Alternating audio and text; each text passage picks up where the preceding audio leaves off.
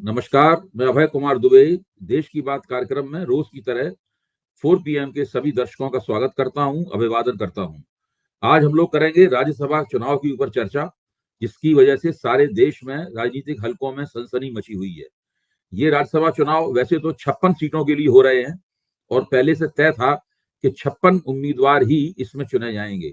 लेकिन दिलचस्पी की बात यह है कि धीरे धीरे जल्दी ही लोगों को पता लग गया कि 56 की बजाय 59 उम्मीदवार चुनाव मैदान में होंगे। यानी 3 उम्मीदवार चुनाव मैदान में ज्यादा होने थे। यानी सभी पार्टियों को पहले से पता था कि 3 उम्मीदवार चुनाव मैदान में और होंगे, यानी वोटों की खरीद फरोख्त होगी, विधायकों की घोड़ा मंडी खुल जाएगी और ये काम करने में सबसे आगे और सबसे ज्यादा उत्सुक जो पार्टी दिख रही थी, उस पार्टी का नाम है भारतीय जनता पार्टी। भारतीय जनता पार्टी ने उत्तर प्रदेश से संजय सेठ को खड़ा किया और हिमाचल प्रदेश से उसने हर्ष महाजन को खड़ा किया। ये इन दोनों उम्मीदवारों की एक खास बात है, उसकी चर्चा कर लेना यहां बहुत जरूरी है। संजय सेठ पहले समाजवादी पार्टी में थे। वो समाजवादी पार्टी के नेता अखिलेश यादव के बहुत ही विश्वस्त थे। और हर्ष महाजन की जड़ें हिमाचल प्रदेश में कांग्रेस की राजनीति में थी। इन दोनों उम्मीदवारों को उतारकर भारतीय जनता पार्टी ने यह सुनिश्चित किया कि बिना पहली प्राथमिकता के पूरे वोट होते हुए भी वो इन उम्मीदवारों से ये अपेक्षा करे कि वो अपनी पूर्व पार्टियों के कुछ विधायकों को तोड़कर लाएं और कुछ अपने धनबल और अपने दूसरे रसूख से और ज्यादा वोट जमा करें। जैसा कि सभी दर्शकों को पता ही होगा, राज्यसभा के चुनाव प्रत्यक्ष मतदान पर आधारित नहीं होते हैं। राज्यसभा के चुनाव आनुपातिक मतदान पर आधारित होते हैं। यानी एक विधायक 3 वोट कर सकता है। पहली प्राथमिकता का वोट जिसकी 100% गणना की जाती है, फिर उसके बाद दूसरी प्राथमिकता का वोट होता है जिसकी गणना 100% से कम होती है, फिर तीसरी प्राथमिकता का वोट होता है। अगर जो क्वालिफाइंग नंबर है, यानी जो न्यूनतम नंबर है जिनके बिना कोई भी उम्मीदवार राज्यसभा का सदस्य नहीं बन सकता, वो हर चुनाव में अलग अलग निर्धारित होता है। मसलन हिमाचल प्रदेश में क्वालिफाइंग नंबर 35 था, यानी उसको न्यूनतम 35 विधायकों के वोट मिलने जरूरी थे पहली प्राथमिकता के। अगर 35 विधायकों के वोट नहीं मिलेंगे, मान लीजिए किसी उम्मीदवार को केवल 34 विधायकों के वोट मिले और दूसरे उम्मीदवार को भी 34 विधायकों के वोट मिले, तो उसके बाद में दूसरी और तीसरी प्राथमिकता के वोटों की गिनती शुरू होगी। और कभी कभी तो ऐसा होता है कि 0.1 या 0.2 तक से के अंतर से राज्यसभा की सदस्यता तय होती है। तो ये जब 56 की बजाय 59 उम्मीदवार उतरने तय थे, तब ये बिल्कुल स्पष्ट हो गया था इस राज्यसभा के चुनाव में बहुत ही दांवपेच होगा, बहुत ही खींचातानी होगी, बहुत जम के पैसे का खेल चलेगा, विधायकों को तोड़ा जाएगा। इस मुकाम पे ये भी समझने वाली बात है कि राज्यसभा के चुनाव में जो दल बदल कानून है वो लागू नहीं होता, क्योंकि सुप्रीम कोर्ट का ये मानना है और चुनाव आयोग ने भी इसको स्पष्ट किया है कि राज्यसभा का चुनाव दरअसल कोई विधायी कार्रवाई नहीं है, यानी कोई लेजिस्लेटिव एक्ट नहीं है।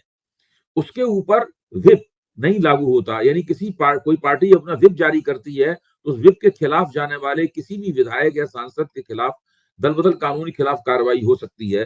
वो व्हिप जारी करना राज्यसभा चुनावों में तकरीबन गैर कानूनी माना जाता है। अगर कोई व्हिप जारी करता है तो वो सुप्रीम कोर्ट के आदेश के खिलाफ माना जाता है। ये माना जाता है अगर कोई पार्टी व्हिप जारी करती है, इसका मतलब वो विधायकों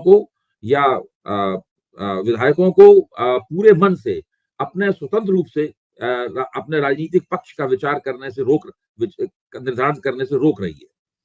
तो ये परिस्थिति है। इस पूरी परिस्थिति में ये राज्यसभा चुनाव शुरू हुए। मैं ये मानता हूं कि जो गैर भाजपा दल हैं उनको पहले से सतर्क हो जाना चाहिए था, क्योंकि वे जानते हैं कि भारतीय जनता पार्टी सत्ता प्राप्त करने के लिए, राज्यसभा में अपनी सदस्यता बढ़ाने के लिए किस हद तक जा सकती है। चंडीगढ़ मेयर के चुनाव में भारतीय जनता पार्टी ने जिस तरह के घिनौने हथकंडे अपनाकर उस चुनाव को जीतने की कोशिश की, फिर सुप्रीम कोर्ट ने हस्तक्षेप किया और उसके बाद चुनाव को पूरी तरह पलट दिया, भारतीय जनता पार्टी के चेहरे पर जबरदस्त तमाचा पड़ा। इससे ही कम से कम विपक्ष के लोगों को सबक लेना चाहिए था कि भारतीय जनता पार्टी कुछ भी कर सकती थी। जब उनके सामने स्पष्ट था कि भारतीय जनता पार्टी विपक्षी पार्टियों से निकले हुए ही प्रभावशाली उम्मीदवारों को खड़ा करने के लिए जा रही है, उसी से स्पष्ट हो जाता था कि वो विपक्षी विधायकों को तोड़ने की कोशिश करेंगे। यह जानते हुए भी विपक्षी दलों ने पूरा बंदोबस्त नहीं किया।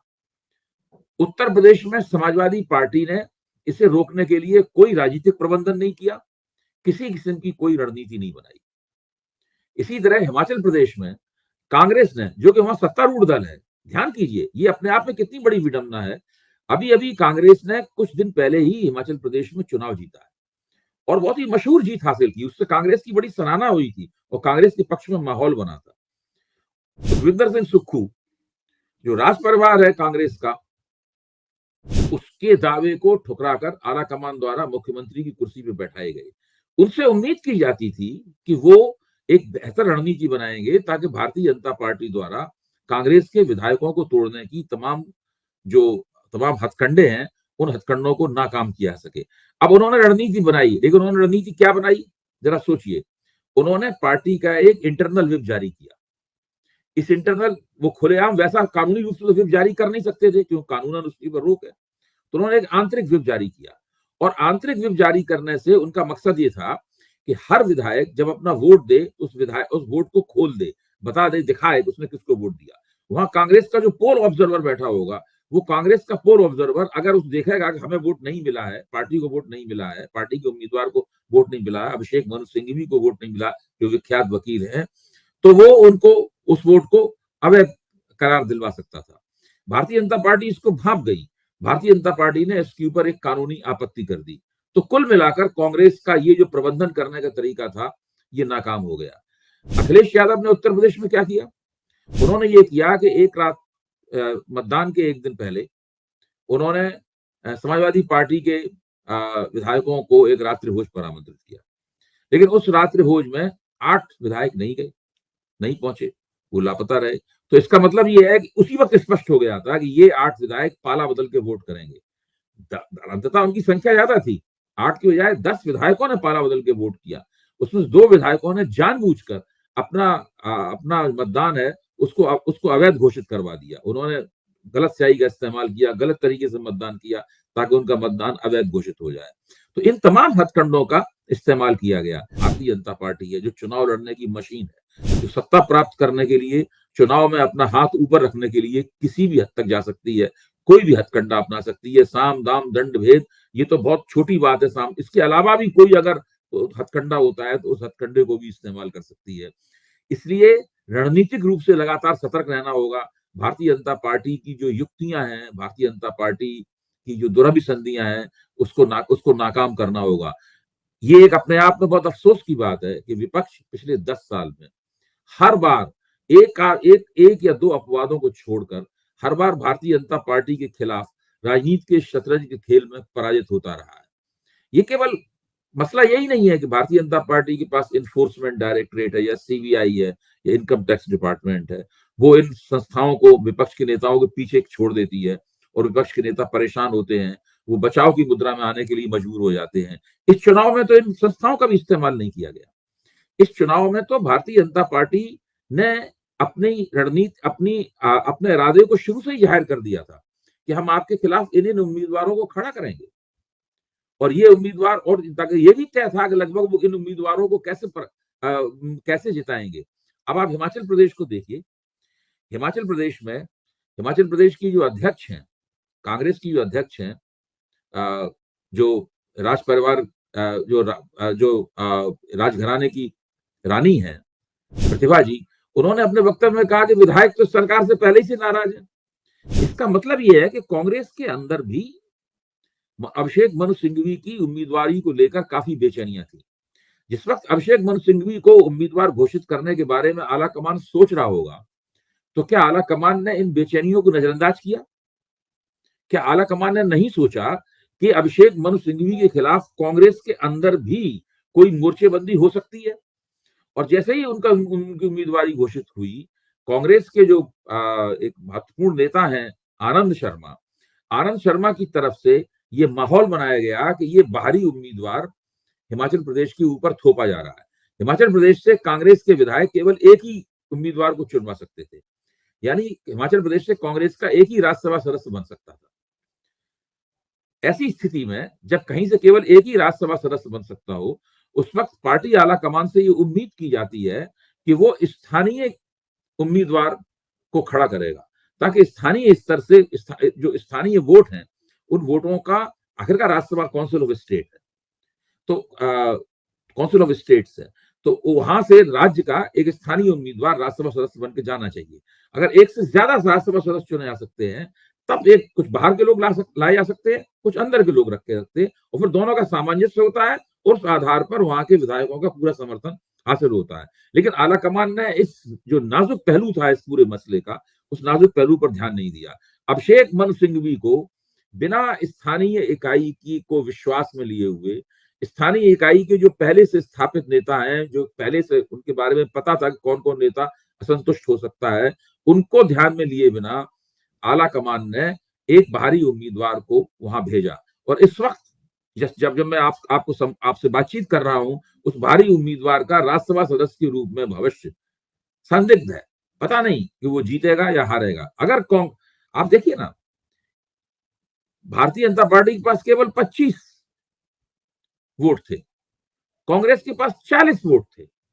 जिस पार्टी के पास 40 वोट थे, वो 25 वोट की पार्टी से पराजित होने के अंदेशे से ग्रस्त है। इससे आप समझ सकते हैं कि राजनीति की शतरंज कैसे खेली जाती है, और विपक्ष बार बार अपनी असावधानी के कारण किस तरह भारतीय जनता पार्टी से पराजित होता है। इससे उसके मनोबल पर चोट पड़ती है। अभी लोकसभा चुनाव होने वाला है। अगर लोकसभा चुनाव से पहले राज्यसभा के इस चुनाव में, जहां आपको शर्तिया जीतना चाहिए था, वहां पर अगर आपका पार्टी हार के खतरे से ग्रस्त है, तो आप समझ सकते हैं कि भारतीय जनता पार्टी राजनीति का रणनीतिक प्रबंधन करने के मामले में कांग्रेस से और विपक्ष की दूसरी पार्टियों से, खासतौर से समाजवादी पार्टी से कितना आगे है। ये अपने आप में एक बहुत ताज्जुब की बात लगती है कि विपक्ष ऐसा क्यों करता है। देखिए, विपक्ष ने करीब 10 महीने पहले इंडिया गठबंधन बनाया। जैसे ही इंडिया गठबंधन बनाया, भारतीय जनता पार्टी विचलित हो गई, पसोपेश में पड़ गई। काफी दिनों तक तो प्रधानमंत्री नरेंद्र मोदी और भारतीय जनता पार्टी के रणनीतिकारों की ये समझ में नहीं आया इंडिया गठबंधन का विरोध कैसे किया जाए। बड़ी मुश्किल से वो इधर उधर की बातें करने के बाद में एक घमंडिया शब्द ढूंढ पाए, क्योंकि उन्हें लगने लगा था कि अगर विपक्षी एकता का सूचकांक ऊंचा रहा, तो इस बार बहुमत प्राप्त करना भारतीय जनता पार्टी के लिए मुश्किल हो जाएगा। तभी से उन्होंने कोशिश शुरू कर दी थी कि किस तरह विपक्षी एकता का जो सेंटीमेंट है, उसका जो जज्बा है, उस जज्बे को तोड़ा जाए। जो नेता इस गठजोड़ में शामिल हो सकते हैं, उनको गठजोड़ में शामिल होने से रोका जाए, और जो नेता इस गठजोड़ में चले गए हैं लेकिन उन्हें अपनी ओर खींचा जा सकता है, उन्हें अपनी ओर खींचा जाए। उसके बाद की कहानी हम सब लोगों को पता है। जयंत चौधरी इस गठजोड़ में थे, उनको इस गठजोड़ से खींच लिया गया। नीतीश कुमार इस गठजोड़ में थे, उनको इस गठजोड़ से खींच लिया गया। मायावती इस गठजोड़ में जा सकती थी, उनको गठजोड़ में जाने से रोक दिया गया। कुछ क्षेत्रीय शक्तियां इस गठजोड़ में जा सकती थी, उनको भी इस गठजोड़ में जाने से रोक दिया गया। आपको ध्यान होगा कि जब बंगलौर में इंडिया गठबंधन की बैठक चल रही थी, उस वक्त चंद्रशेखर राव की पार्टी भारत राष्ट्र समिति की तरफ से उस विपक्ष को बधाई दी गई थी। वो बहुत अच्छा काम कर रहे हैं, मल्लिकार्जुन खड़गे को बधाई दी गई थी। हालांकि कांग्रेस तेलंगाना के चुनाव में उनकी मुख्य प्रतिद्वंदी थी, इसके बावजूद उन्होंने बधाई दी थी और ये कहा था कि आप ये मत मानिए कि हम आपके गठजोड़ से बाहर हैं। लेकिन अंततः हुआ क्या?